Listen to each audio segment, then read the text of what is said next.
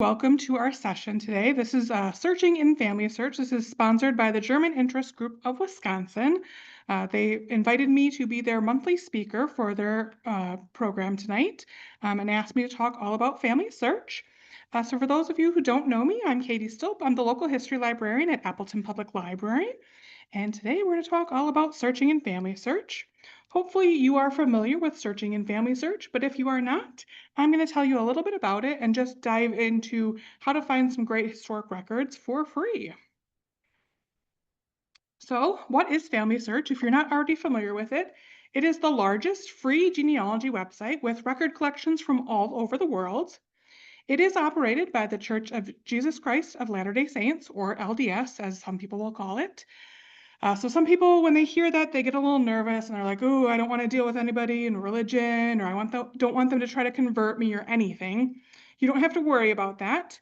I have been using FamilySearch for as long as I've been doing genealogy, and never once has anybody talked to me about religion or tried to convert me. I've even been to Salt Lake City and been to the FamilySearch library. They have not talked to me about religion at all. So if that's something that's stopping you from using the site, don't let it stop you. This is a great resource. It's completely free.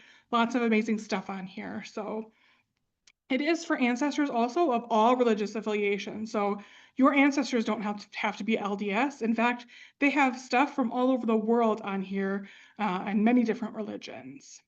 And it's free of charge for everyone, regardless of your own religious affiliation. Though the caveat is, if you are an LDS church member, you do have some special access to restricted collections. But for us non-LDS church members, you can still get access to the restricted information, which is just kind of a subset of the FamilySearch site. You just have to go about accessing the things just in a little different way, and I'll talk to you a little bit about that now. First, FamilySearch, of course, is very well known for the historical record collection. It covers more than 90 countries. So again, it's worldwide, no matter where your ancestors came from, Germany, Ireland, Wisconsin, anywhere, you can find something, hopefully for that country. Some of these historic records are going to be searchable. They're indexed, meaning you can type in your ancestor's name and it will pull up that census record or that birth record. But then there's also a large chunk of records that are not indexed, meaning you can't just do that keyword search and pull up that record. You have to kind of find the film for that location and then go page by page to look and see if you can find your ancestor's name in those pages. And I'll show you how to find those unindexed collections tonight. A couple other important features of the site that we won't get into tonight. They have a great family tree incorporated into the site. Some users have submitted genealogies on the site that you can look through to see if you can find a connection to your family tree. They've got a great digital library with lots of books and other materials that they've digitized that you can search through just like a traditional library. They have the wiki, so this is kind of a learning resource where you can type in any location, any record type, and learn a little bit more about that. They've also got a great catalog, just like a library would. You search their catalog to see things from a specific location or on a specific topic. They've also got a memory section where you can upload photos, videos, audio, all kinds of great things to attach to your ancestors on the family tree or just to preserve those memories. And then, of course, they also have an indexing location on their site where they invite you to be a volunteer and index some materials so that those can be put online. Though I have heard that they might be getting rid of that indexing soon now that AI, artificial intelligence, has kind of really come in to play the last few years, where that is now doing more of the indexing than us humans, but they still need volunteers to kind of double check the AI to make sure that indexing is correct. So if you're interested in that, definitely investigate a little bit more with FamilySearch and follow up with them. But there are a couple ways to access all the materials on FamilySearch.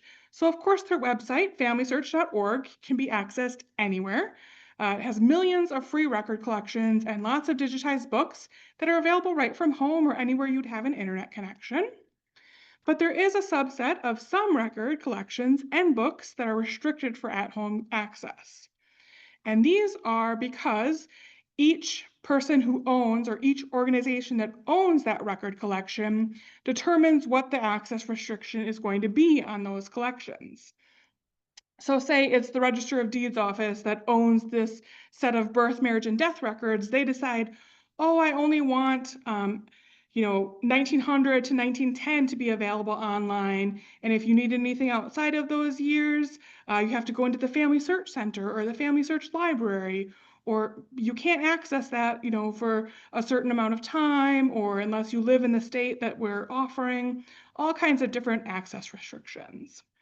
But essentially, there are 4 levels of restrictions. So there's something called a Family Search Center. These are available all over the world. They're staffed by volunteers, but they're open limited hours because, again, they're staffed by volunteers. They are usually in an existing church around all over the world. We do have one in here in Appleton on West Park Ridge for those who live in Appleton. There's also one in Oshkosh. There's also one in Green Bay. They all have different hours because, again, they're staffed by volunteers. But an easy way for you, no matter where in the world you are, to find out where your closest Family Search Center is, if you go to the Family Search website, FamilySearch.org, and click on this little pin, it's going to give you this page where you can find a Family Search location. So right here, you can type in your address, either directly at your house or wherever you are, or a city or a region. So for example, I could type in Appleton, Wisconsin. And then it's going to zoom in on the map and show me, okay, where are all the Family Search centers? And here's a Family Search affiliate. So you'll see the kind of orange books. Those are the Family Search affiliates, which we'll get to in just a second. And then if you scroll down, you'll see the Family Search centers are this little green tree icon. So you can see where they are kind of in this Northeast Wisconsin area. And click on whatever one, it'll pop out over here on the left, where it's going to tell you what hours there are, what their contact information is, their address, all that kind of stuff. If you click on more information, it's going to bring you into a page where you can see at a glance what their hours are and get an email that you maybe can correspond with them. The other thing, or the other way to access the Family Search collection is going to be the physical library in Salt Lake City. So this is a multi-story library. It's really beautiful. I had a chance to go to it last fall for the first time. So if you have not yet been and are a genealogist, definitely put Salt Lake City on your trip list to go to. But they have lots of wonderful materials that are not available online because lots of them are books. They used to have a lot of microfilm, but now their microfilm is digitized and accessible online, but still worth a trip to go to Salt Lake City for that stuff. They also have a small subset of collections that are available on partner sites, so maybe like Ancestry.com or MyHeritage or Fold3. So these are all sites that are going to require a subscription in order to access the record. So Family Search might house the index where you can see, oh, there's a record that exists for this person I'm looking for. But if you want to see that actual image and download a copy of it, you would have to have a subscription to one of those sites if it's one of those collections. And then kind of that last level of access is going to be an affiliate library. So these are, again, all around the world, but these are an existing library. So usually a public library or an academic library all around the United States, staffed by library volunteers or library folks who hopefully somebody on staff knows how to access the Family Search stuff. So just like you did search for the Family Search Center, all of those affiliate libraries also come up on that search when you search on Family Search. We here at Appleton Public Library are a Family Search affiliate, so this means we have access to some of the restricted collections. If you live a little further south in Menasha, they also are an affiliate library. But again, you can search for additional locations no matter where you are by using that little pin on Family Search and then typing in your address or typing in your city and state. Or if you plan on going on a trip somewhere and want to hit up a Family Search affiliate in your travels, you can search wherever you'd like all around the world. But you might be wondering, well, how do I know if a collection is restricted or not? I have no clue, or where do I go to get the restricted content? That's what a lot of people come in and ask me. So to determine that, you need to look at the icons in the Family Search catalog. So here's an example of a Family Search catalog page that I would see from my house. I took a screenshot of this from my house. You can see what it is. It's a cemetery inscriptions book from Sullivan County, New York, but it's digitized. So I can see down here, it's a micro production of original typeface, and it has a partial index. But I go down here and I see this little weird icon that's a camera with this little kind of like warning sign attached to that camera. So anytime you look at a catalog page under that format, you're going to see some sort of icon. These are the most common icons that you're going to see. So you might see a magnifying glass. That means that some portion of the records in here might be indexed. So meaning you can keyword search for something and hopefully it will pop up. But that icon does not mean that the whole record or whole collection is indexed. It might just be a subset. It might just be the last names. It might just be the names and the dates of birth that are indexed, or maybe A through K is indexed and the rest of the alphabet isn't indexed yet. We unfortunately have no way of knowing what's indexed and if all of it is indexed. And of course, even if it's indexed, you always want to follow up and get an original record and not just rely on the index, although the index is helpful and lets you know that a record exists. It's still not the whole piece of the puzzle.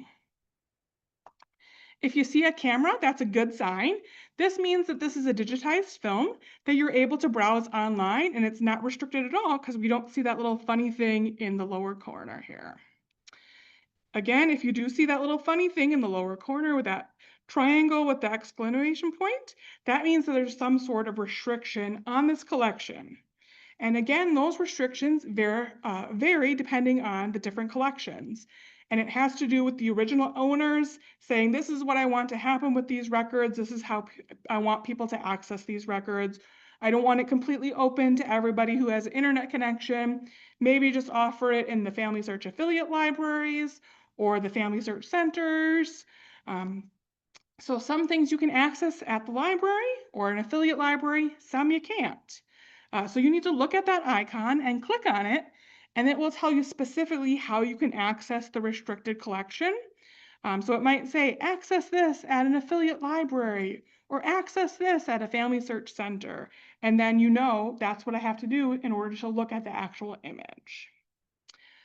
Also, if you don't have a FamilySearch account or you haven't signed into your FamilySearch account, sometimes they do display this record. But if you do sign in, then it will be unrestricted. So always make sure before you start searching in FamilySearch that you're actually signed into your account because they might be blocking that if you're not signed in. Then the last icon you might see in that spot is a film reel. So this means that it's microfilm. Of course, FamilySearch has recently digitized all of their microfilm, but right now this still means that their digital images are not online at this time. So you can try to locate some sort of alternative location that might have this resource. You can wait for the digital images to come online, plan your trip to Salt Lake City, hire a researcher near Salt Lake City who might be able to access this at that FamilySearch library in Salt Lake City for you. But once you click on that icon, again, it's going to give you some sort of warning message or tell you how to view these images. So from that example of that Sullivan County cemetery transcriptions, when I click on it, this is what I see from home. It says I can do one of two things. I can either access it at a FamilySearch center or access it at a FamilySearch affiliate library. And if I click on either of those links, it's going to bring me back to that search page where I can type in my address, type in my city or my state to get the most closest one to me to see when I can access that and where I can access it. As long as it says access the site at a FamilySearch affiliate library, you can come here to APL or your nearest affiliate library for you virtual folks and come and get that actual record.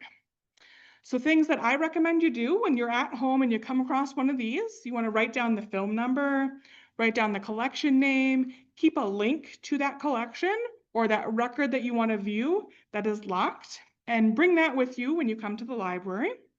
There's also something called a source box in FamilySearch. So what I do is I create a little folder in my source box that says affiliate library research. And every time I come across one that's restricted that says I can access it at an affiliate library, I click on my source box and I add it to that folder. So now I know next time I'm at an affiliate library, I can pull up all these records one by one. I can click on it and go right to that record one by one. So all these 22 ones that I have in here, it will just take me a few minutes to find them again and to download those records. So when you're actually on that catalog page, again, you can save that link up here. So just, copy and paste it into an email to yourself, or write down this title of what the record is, or write down that film number or this image group number. Those are all things that you would be able to, quickly use to pull up once you're in an affiliate library or at the Family Search Center. Of course, you also want to make sure to view the restrictions. For example, I pulled up this record when I was here at APL. So APL, again, is an affiliate library. But this one still says I can't view it. I have to physically be in a Family Search Center, which is different than a Family Search library. So I need to write down that film number over here, or I can save that link up there. Or again, I've got that source box. So it's really easy. I can just click on that source box link and then save it to my source box and then pull it up when I go to an affiliate library or a Family Search Center. So by now you're probably wondering, well, how did you even get to that catalog page? Well, I'm going to show you. First, I just wanted to go through why there's restrictions and how to get around those restrictions, because you can access all the stuff that Family Search has, millions and millions of stuff, but you just have to go about it different ways depending on what it is. So, like I mentioned a few minutes ago, you want to make sure to have a Family Search account. If you don't already, it's completely free to create one. So up in the upper right corner of Family Search, you can see there's a sign in button, or right next to it, if you haven't created an account, you can create an account and follow all the prompts by entering your information in and getting some sort of login to use their site. After you've done that, of course, you can just use the sign in button every time you use the site, as long as you remember your username and password to be able to put that into the site. Once you logged in, this is what you're going to see on the left-hand side. Be aware that a couple things, like I'll show you a demonstration of Family Search in a little bit and what it looks like logged in, but the layout and the look of the home page are going to be changing soon. They're kind of testing out some things. And of course, like I mentioned, there's lots of other features of Family Search, including the family tree and the memories and activities and stuff. We can't dive into all that tonight. It's way too much to dive into. We're just going to focus on the search button and all the functions in there. But if you are somebody who needs to learn a little bit more about those other functions, mark your calendar for Tuesday, August 26th at 1 o'clock Central. This is part of our Genealogy Jumpstart series, which I teach on select Tuesday afternoons. I'm going to dive deeper into Family Search and all the other aspects of the site during that session on August 26th. But once you are in Family Search, anytime you want to get back to that home page, if you just click on this where it says Family Search in green, that'll bring you right to the home page and kind of restart you from wherever you might have been down the rabbit hole looking at stuff. But the main thing that we're going to talk about tonight is this search button. So when I click over the search button or I hover over the search button, it's going to give me lots of different options. So there's going to be several ways to search in Family Search depending on what you're actually searching for. So the main thing, of course, is the first one, which is the records. So these are those indexed collections where I can type in my ancestor's name, get that census record right away, get that birth record right away because it's been indexed. The second option is images. This is the unindexed stuff, that stuff that you need to browse page by page to see if you find your ancestors. And again, I'll show you how this all works in just a minute. Some other things you can explore on your own, or again, we'll use that August session where we dive a little bit deeper, is the family tree. We're going to dive deeper into Family Search Family Tree in our May 20th Genealogy Jumpstart session, where I'm talking about how to create a family tree online. So we're talking about Family Search and Ancestry, how to create your trees on there. There's also the user-submitted genealogies that I mentioned. That's a part of the Family Search site. They have a catalog just like the library does. You can search subjects, you can search authors, locations, all kinds of keywords in there to see what resources they have. There's the books, so that's their digital library that they have that you can search a lot of great stuff right from the comfort of home. Their research wiki, again, that's where you would find different articles or learn how to go about researching birth records in Wisconsin or divorce records in Germany or whatever subject or location you're looking for in regards to genealogy. And then something they've newly added is a cemetery section. So I talked about that a few weeks ago when I did the genealogy jumpstart session, all about researching in cemeteries. So if you haven't caught that, check out our YouTube channel or feel free to explore that tab on your own. So once you click on records, you're going to see this page. And from this page, there's actually still 3 different ways that you can search. So we're going to kind of go through each of these. But this first one is going to be that keyword search where you can type in your ancestor's name. The second one is going to be find a collection where you can start typing in a collection title. You can start typing in a location and see what kind of Wisconsin things do I have or what kind of German things do I have that I can type in here. You can also do it by place as well. So that's the third option where you can type in that state, that province, that country and get there. So diving deeper into each of these. So the first search, like I said, you can use the search box, put in your ancestor's name, put in a place, put in a year of an event. So you can start your search really broad. You can just put in a surname and leave all the other fields blank to see what pops up.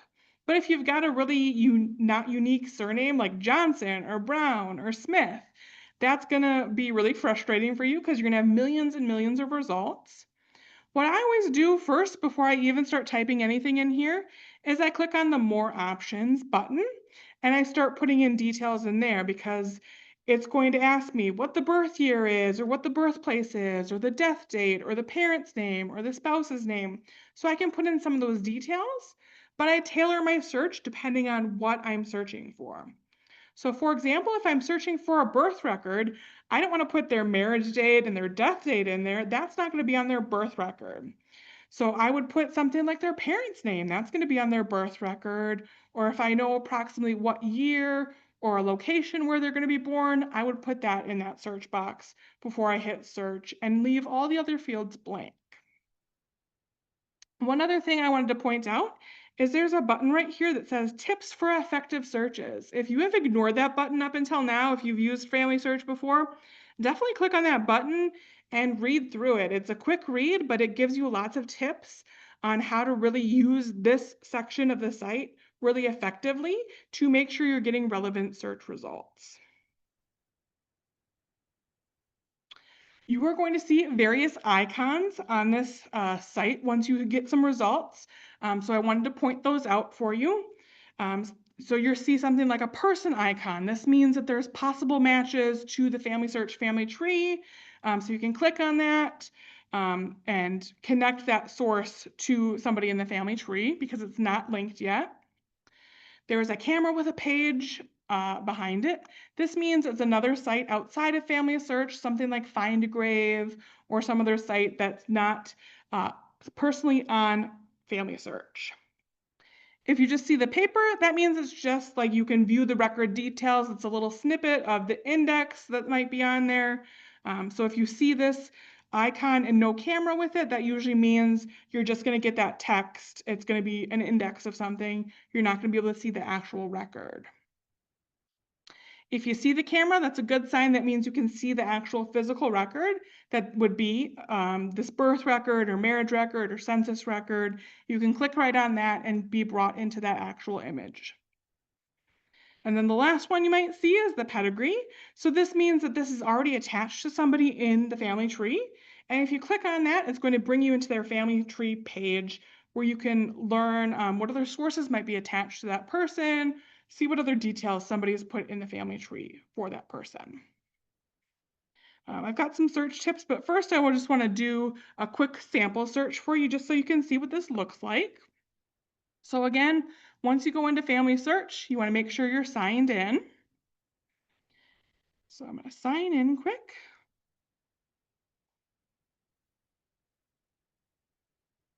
And then we're going to go to search, and we're going to go to records.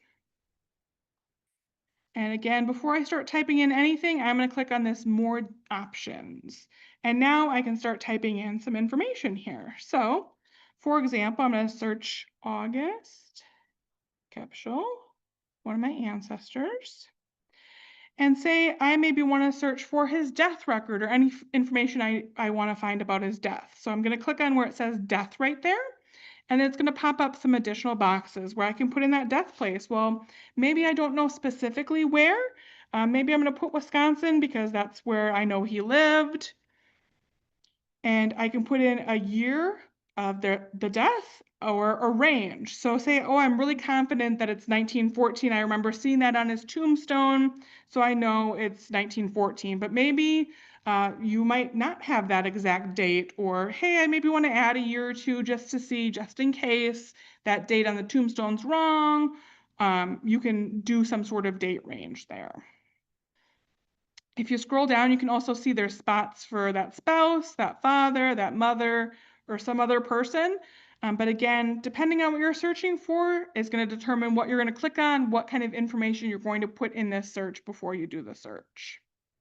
Once you've put all the stuff you want to search in, go ahead and click the yellow search box, and it's going to give you the results page.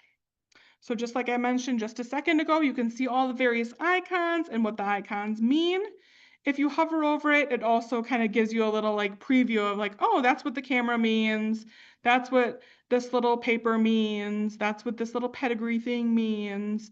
So if you forget what these icons mean, that's your little cheat sheet there. But you can see right away, I can click on a result and be brought into that result. Here I'm going to get some sort of index. See, this one is available on Find a Grave, so if I would click on that, that would bring me out to Find a Grave.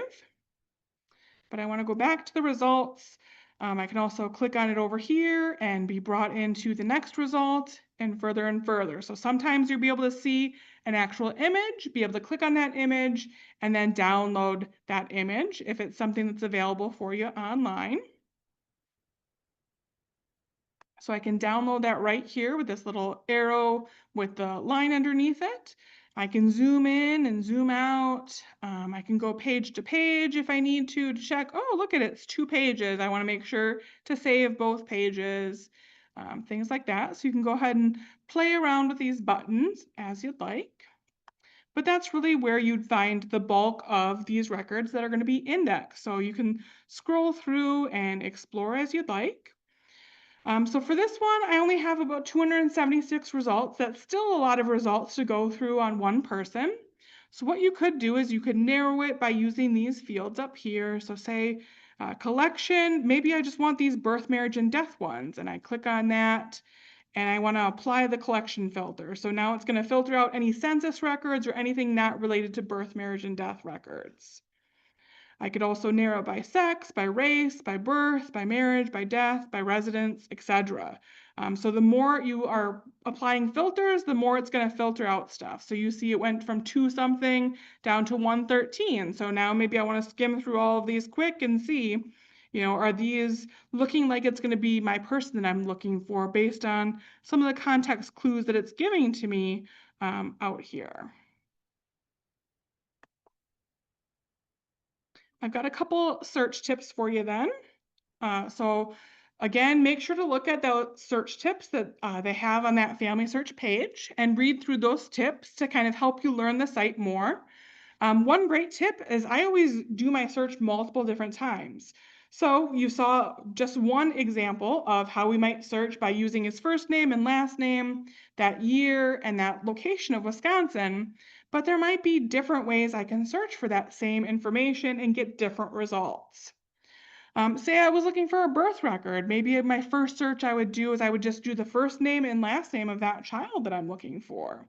And if I didn't find that birth record I was looking for, the second search I might do is I'd do that first name and that last name plus the birth year, or maybe plus or minus 5 years for that birth year. And maybe add a birth location like the state level of Wisconsin or Iowa, wherever it was. If I still didn't find that birth record, I'd do a third search where I would just do the last name. I would take that first name out and I would do the birth location like Iowa or Illinois or Maine, whatever the location was. So every time I'm doing that search, I'm modifying it just a little bit and putting different things in the box. So every time you change that search criteria, you're going to get some of the same results, but you might also get different results. And that fifth search or that seventh search might be the one that's finally going to reveal that birth record that you've been searching for the last 10 minutes. So you can always be sure to start with a broad search like that name, or use those filters like I just showed you to narrow down those results if you have too many to go through, or just try that search over and over again a couple different ways and see what you get, and hopefully you find what you're looking for. But remember, if that search doesn't work, research. That's why we call it research. So you don't have to just search once and say, oh, it's not on there. Try that search again by using different criteria in that search box to see what you get.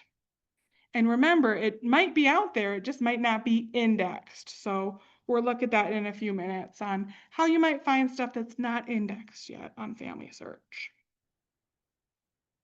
There's also something called wildcards. So you can use wildcards in your search on FamilySearch. So wildcards can replace a single unknown letter. Say, for example, the last name is Nielsen. Well, maybe some people spell it with an E in between the S and the N. Some people spell it with an O between the S and the N. How can you search for both of those different spellings? You can use a wildcard there. You could also use a wildcard to find names that begin with the same letters, or find first letters. Maybe there's something like the S was misindexed as a K. So if you put a wildcard at the beginning, it's going to find those misindexed names. Or you can use it to find alternative spellings of the same name. Because of course, everybody spells their name differently, or when spelling's not consistent, you got to get creative in how you're searching. So there's two main wildcards that you can use on FamilySearch. First is going to be the little star. So if you're using a Windows computer, you can do the Shift and the 8 on your keyboard, or if you have a little keypad on the right, they've got that little star right above the 9 that you can push, and that will give you that little star.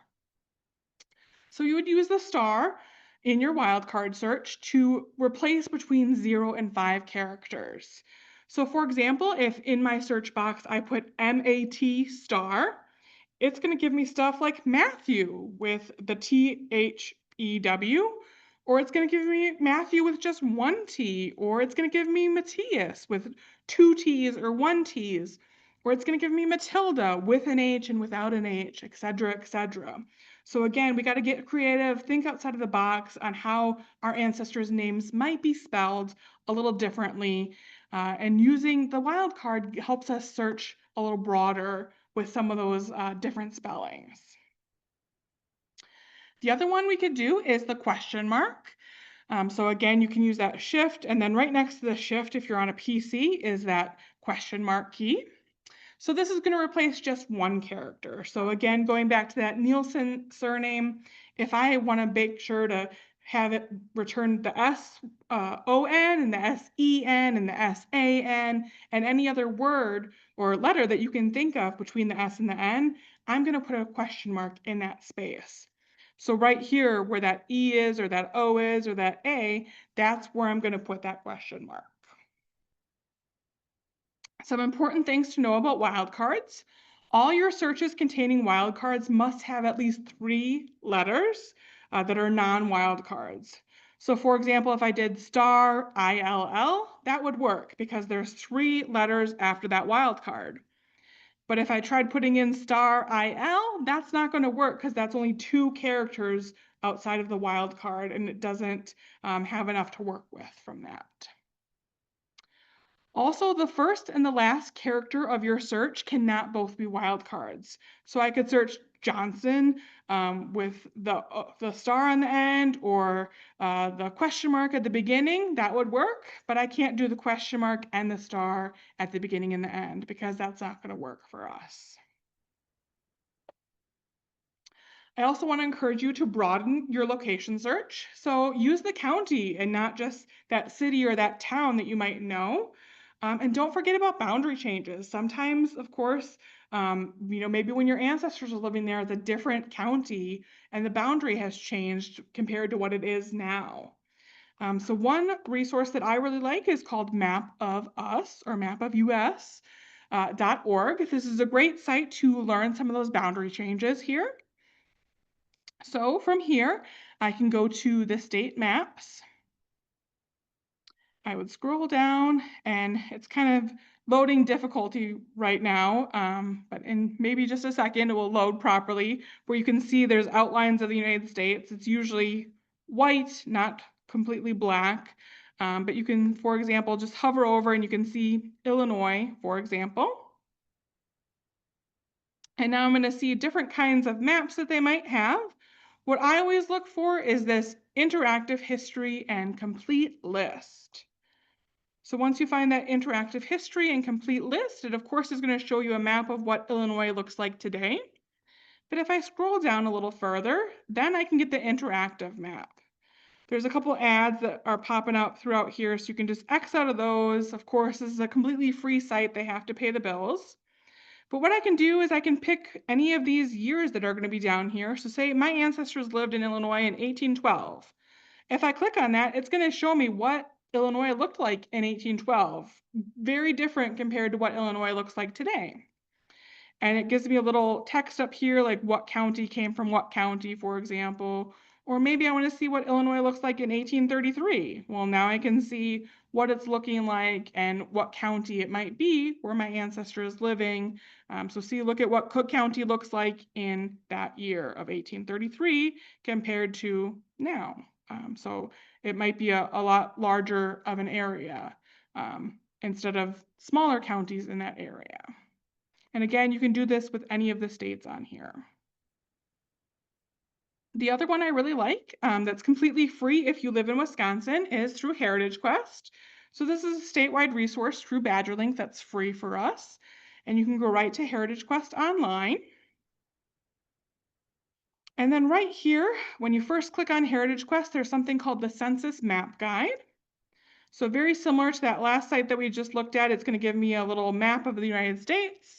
And I can click on that state that I'm looking for, and it will give me the different years over here on the left, but it gives me a little less years than that other site because this is just focusing on the census years, which are every 10 years. So I can still kind of see what that state looks like at that time and see what it looks like now behind it. So you can kind of see the differences between what it looked like and what it is now. So in the white behind it, that's what it is now. So maybe I'm looking for my ancestors in Clay County. Well, that was unorganized in 1850.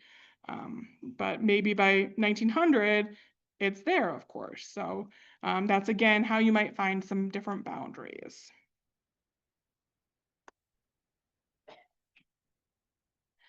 Of course, even if you don't find anything on FamilySearch, be aware new collections are constantly being added to the site. So if you don't find something you're looking for now, check back periodically. Maybe check back in a month or 6 months or a year. So much comes online all the time. So always remember to keep checking and also check those unindexed collections, which we'll look at in just a few minutes. Again, going back to our search and our records part, there's those other two ways that we can search. So again, we can search through the find a collection. If we wanted to bypass that search box that we just used, we could type in a place or a genealogy record type here. So for example, I could type in Wisconsin or I could type in Germany birth and get there. So that's another way that you could look at the different things. And then the third way, again, is just searching by place. So this, I want to be more broad. I want to put in a country or a province or a state.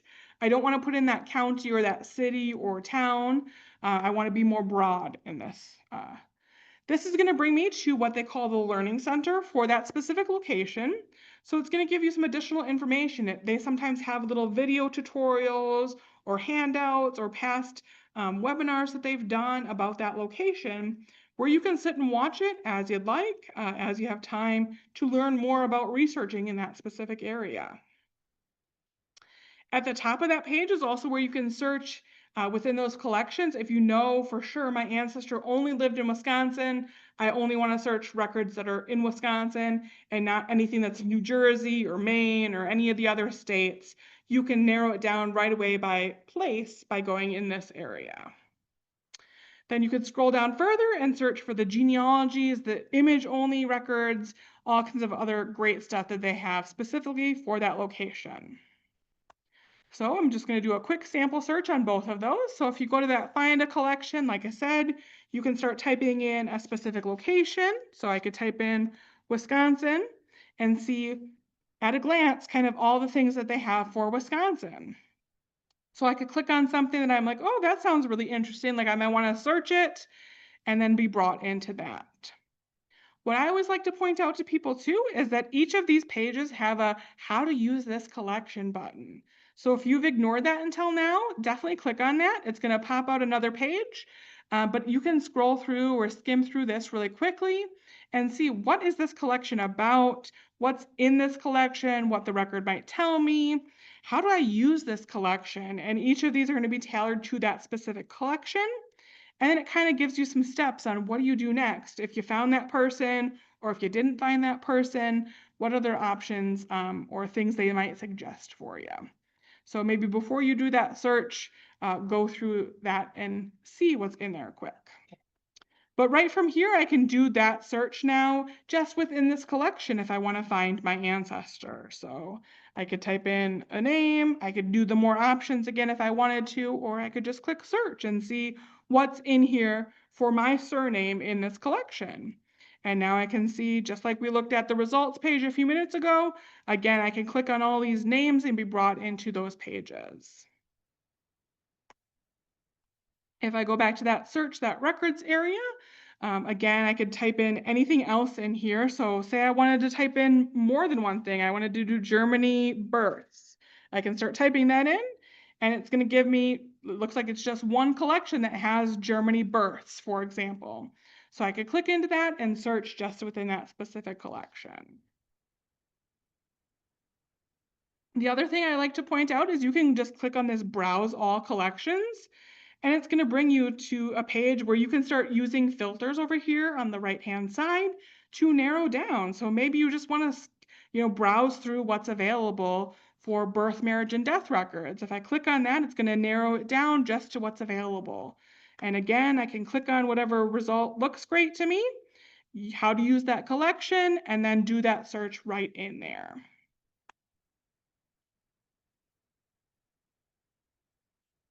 If I go back to that search in that records area, again, the third way to search is by place. So again, this is where I could type in that country or that state or that province. And you can see it's an option here. And now this is the Learning Center. So they have 51 learning courses specifically on Germany. If you haven't explored those, like there's one on German census records and websites for East and West Prussia and talking about the Hansen map guides, et cetera, et cetera. So these are all things that you can watch. They might be 20 minutes, they might be an hour to learn a little bit more about researching in that area. You can again do your search right here for your ancestor's name. If you know, hey, I know they only lived in Germany, I just want to search specifically in this location, I can do my search right here. There's that genealogies part here where you can see kind of related records that people have uploaded for that location. Here's some unindexed stuff for this location. So I can click on this to expand it and see all 18 collections that might be on there for that broad country. Or I can see catalog materials. And again, I can click on the various things, like maybe I'm looking for directories for Germany. And now I can narrow down to what might be available in the catalog to see what they might have and where I might be able to locate it to be able to research in it. And again, you can do this for any of the countries, any of the states. Some are a little bit better than others, depending on, how they have populated the information in here. So like Germany had a bunch of different learning centers, while Wisconsin only has 10 learning courses, but still, if you are new to researching in our state, it might be something worthwhile for checking out. And again, it's got that same kind of content that you can scroll through and click on this stuff and explore.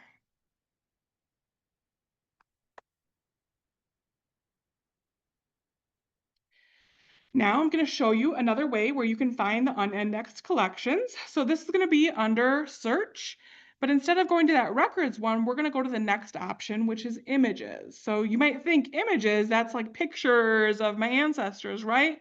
No, it's records that are unindexed. So kind of retrain your brain to remember this is the unindexed stuff.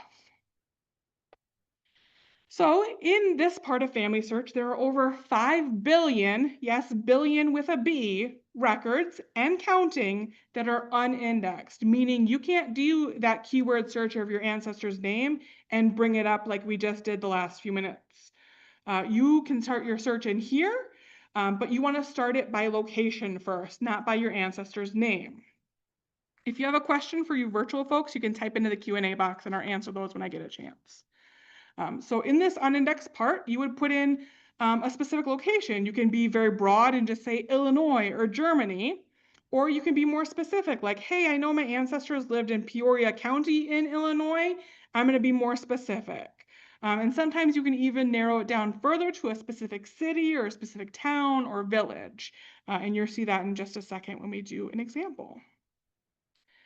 The bummer about this part of the site is you have to go image by image to see if your ancestor is actually in here. So there might be lots of things to go through. As I just said, there's 5 billion records and counting in this section alone. But of course, narrowing it down by location, you can narrow it down by life event, you can narrow it down by date. We'll get it a little bit more manageable for you to go through, and you can kind of pick and choose what might be worth your time. Sometimes the stuff that's indexed in here does have some sort of table of contents. So look at those first few pages of that film that you click on and see, is there some sort of index that's not indexed in FamilySearch, but maybe there's an alphabetical index because it's the beginning of a book that they scanned at the courthouse that has, I can just go to the K's and see if my ancestors indexed in here quick. If they are, I can see what page within that book they might be indexed on and see if I can find it on the film and not have to go all through hundreds and hundreds or thousands of images. Now I can just get to that specific place. The other way you can do this is look at a few images, kind of see how are they laid out, how are they organized, and then try to kind of guess where the image you might be interested in could be. So for example, say they have an unindexed collection of marriage records that have over 1,800 images for the years that span between 1840 and 1898. And you can see it's, of course, in chronological order. That makes sense. Well, if your ancestors were married in 1870, that's about halfway between 1840 and 1898. So you could type in what's halfway between 1874, maybe 937. How close am I to the 1870 marriages? And I would, adjust that number depending on how close I am to 1870 and whatever month my ancestors would have been married in. So if that's not close, maybe I put in 1250 and see how close I am to that 1870 date. But once I get to like the end of 1869, I might use the back and forth buttons to go image by image and then look through 10 or 15 to see if I'm getting close or not to that date of that exact record I'm looking for. So I'm going to do a little demo just to show you what this looks like. So again, once you're logged into FamilySearch, you want to go to the search area, click on it, and go to images. Again, this is where you're going to find unindexed stuff. They even have a little helpful how to get started. So if you've never used this part of the site before, definitely check that out. And it gives you a little bit more down here as well that you can read through as you have time. But again, here, as it says, we're going to search by place. So for example, I am going to search by Illinois. And I'm going to click search. So I'm going to start broad for this one.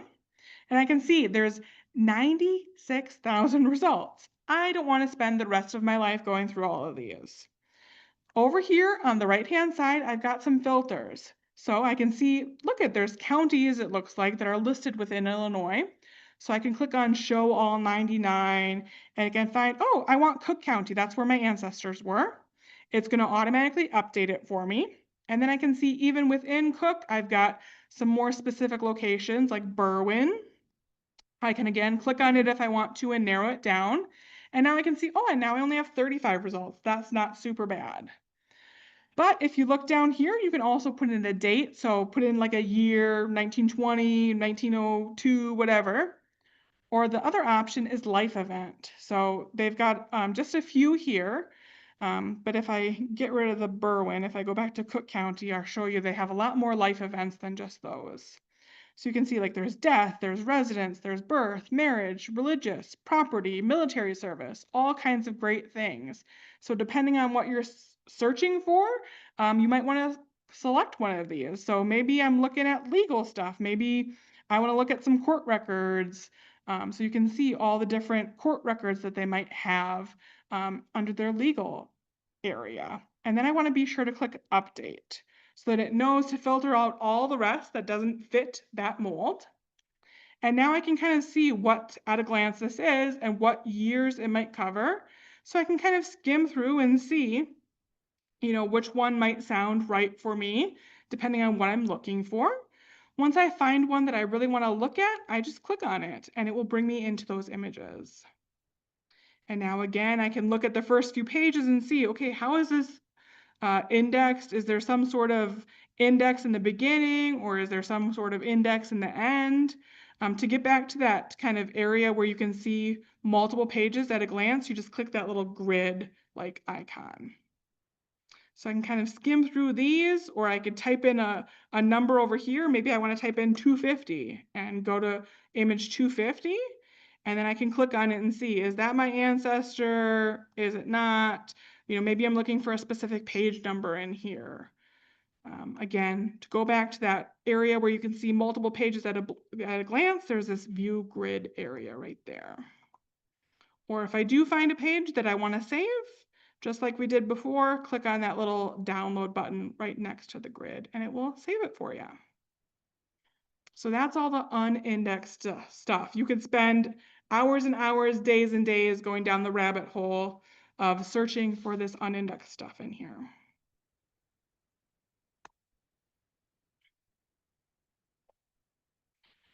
There's also, of course, a catalog. So just like we have at the library, there's a catalog within FamilySearch. Works very similar to a library catalog.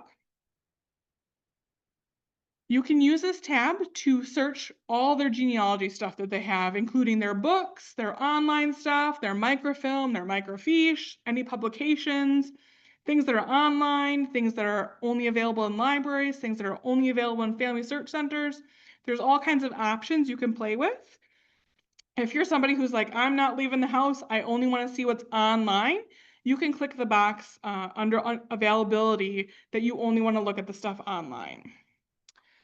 This is also that easy area where if you do come to that affiliate library or you do go to that Family Search Center to look at that unrestricted stuff, that's where you can put in the film number, the collection name, and use the catalog to quickly pull that up if you didn't save it to your source box or email that link to yourself to be able to pull it up quick. So here in the catalog, you can search by place. So that's your location.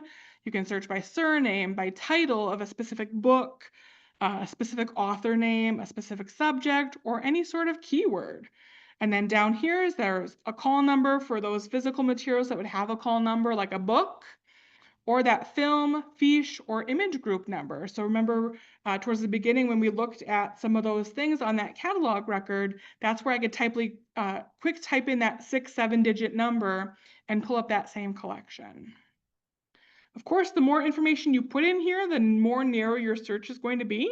You might not even get any results, but you could put more than one thing in here. So for example, I could type in the surname field, I could put Johnson, and then in the place field, I could put Wisconsin and see what is there in Wisconsin related materials that would have that surname in it, and see if there's any sort of book or genealogy that they would have in their collection that would be about that subject.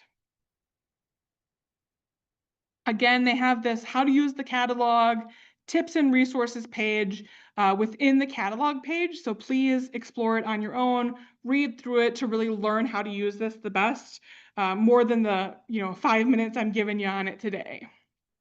But again, here under search and under catalog, this is where the catalog page is going to be. So for example, I could click on this film fiche whatever number and type in that number of that film. So say that this is how I want to get that film up in the affiliate library that I want to look at. This is an easy way to just type that in and click on search. So here's that example that I showed you earlier that I couldn't access from home. Now I can click on it and I scroll down and that little warning sign in the lower corner is not there anymore. Now I can click on it and I can view all these images, which I couldn't do from home. And now I can, skim through and see, is my ancestor in this page?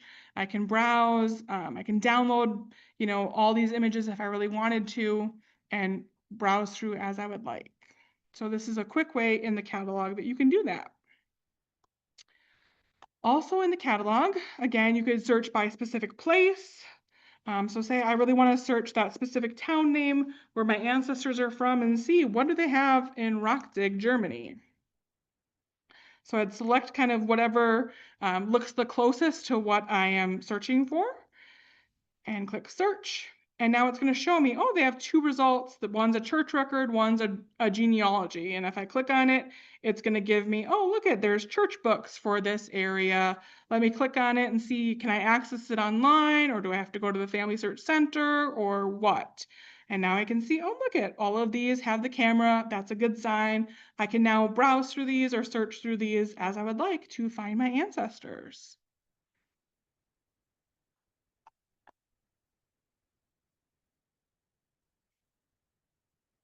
There's also the books or digital library area in FamilySearch. So this is one large online library of genealogy resources. They have more than 500,000 resources and growing.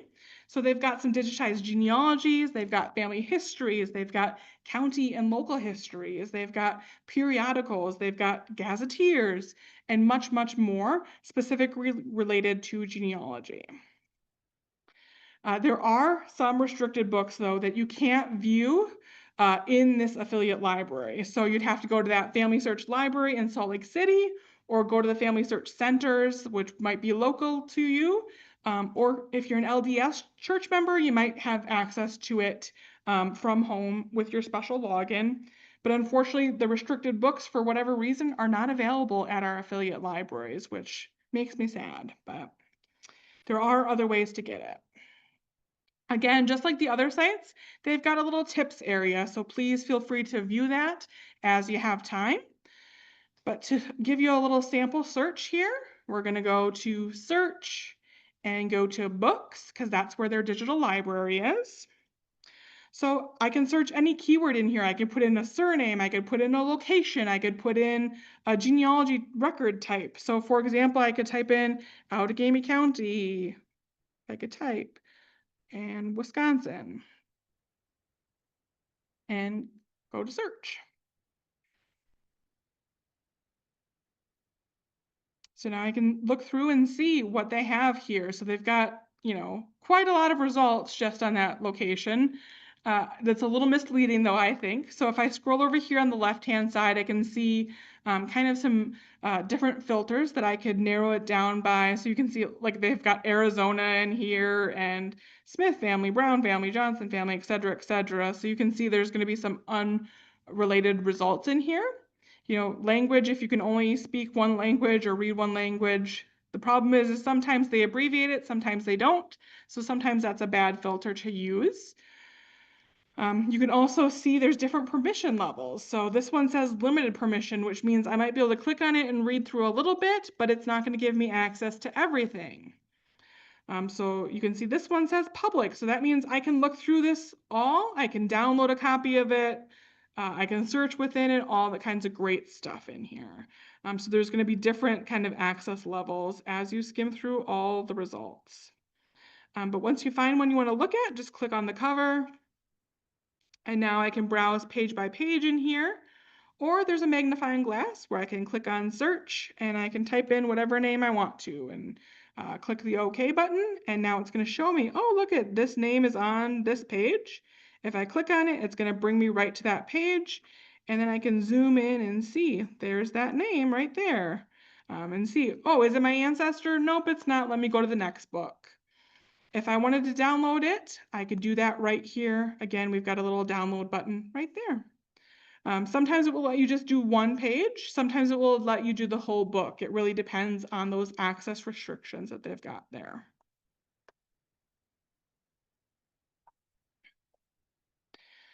Quickly, we're going to search the FamilySearch wiki. So this is, again, where you could learn about researching in a specific area. So you could search by location or location and record type. So I could do Germany, or I could do Germany land records, depending on what I'm specifically searching for. So if you go into the wiki, right here where it says search by place or by topic. So I can do Germany just broadly. And this is going to give me a whole page all about Germany. It's going to give me a great map where I can click on the different areas, or I can look at the different record types if I really want to look at those. Everything I click on, it's going to give me specific information on that with specific links on how to research that specifically online.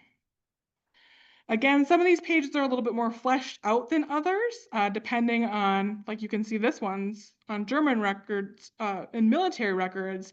It's more specific. It's got a lot of historical background, got a little different types compared to the directories one I just clicked on. But, you know, it really depends on the experts who are helping populate that stuff.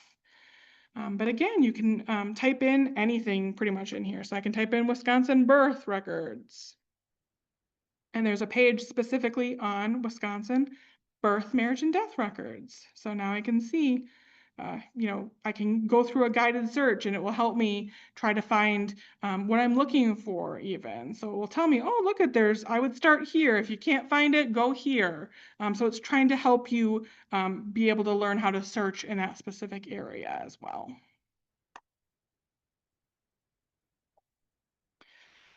That's, you know, what I can cover pretty much in an hour and a little bit more than an hour.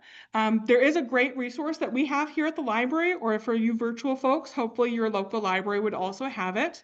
It's the Unofficial Guide to FamilySearch. It's on its second edition. It is a few years old by now. It was published in 2020. But it really goes in depth into using the site.